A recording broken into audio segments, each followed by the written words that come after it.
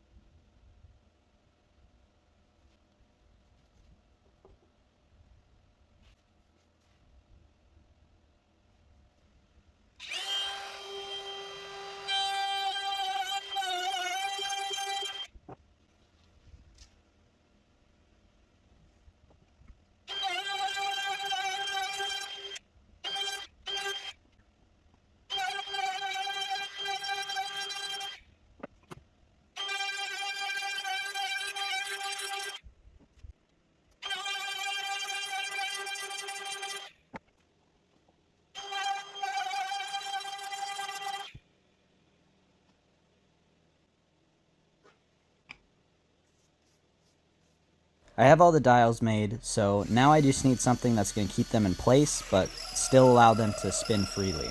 So I'm going to make a couple of end caps out of wood that will keep them from shifting left and right, and then I also cut up a metal tube that they can spin on and keep them aligned.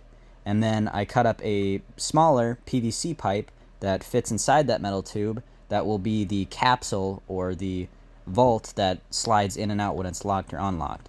And for that PVC pipe, I also cut it up and painted it just to make it look nicer.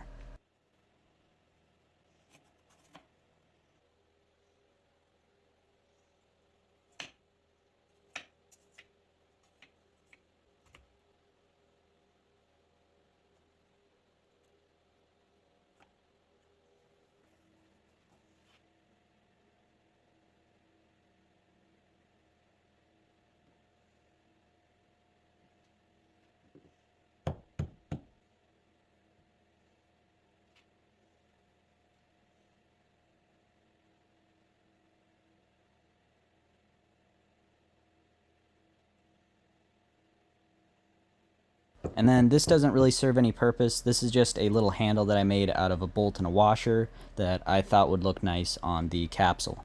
So the next step is to make the pins or the key that allows this vault to lock and unlock. But before I show that, I think now would be a good time to explain how those individual dials work. So you can see there's a space that was routed out in between each of those dials, and that space is for clearance for each of the pins. And it doesn't really allow the pins to move much until the dial is moved to the correct side that is cut all the way through. And once you have the dials all turned to the right side, the right password, that opens up a pathway to allow all the pins to go all the way through, and then you can get to the capsule, the little vault inside. So now that I explained that, to make the series of pins or the key, I need to measure the distance between each of the spaces and each of the dials. And they really should be all the same distance, but just to make sure and to make the key, slide more easily, I'm just going to measure to be safe. And then once I have them measured, I mark that out onto a piece of walnut, and then I'm going to drill some holes and fill those with dowels, and those dowels are going to be the pins.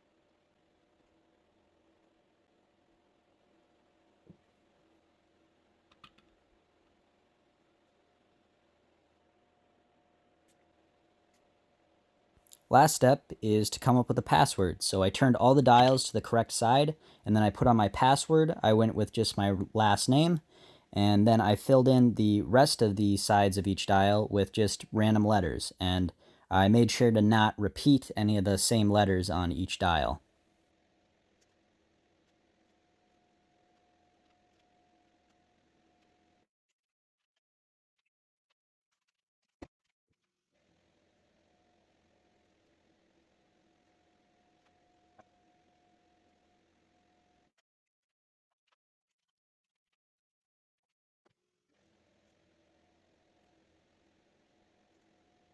Here's what it looks like all finished with a few coats of spray lacquer. And now you can actually watch me use it. And some of the middle dials squeak a little bit when they're turned, so I might spray them down with some Teflon spray or something later. But other than that, it works super well, and now the only people that can get to my stuff is me, and I guess anyone that watches this.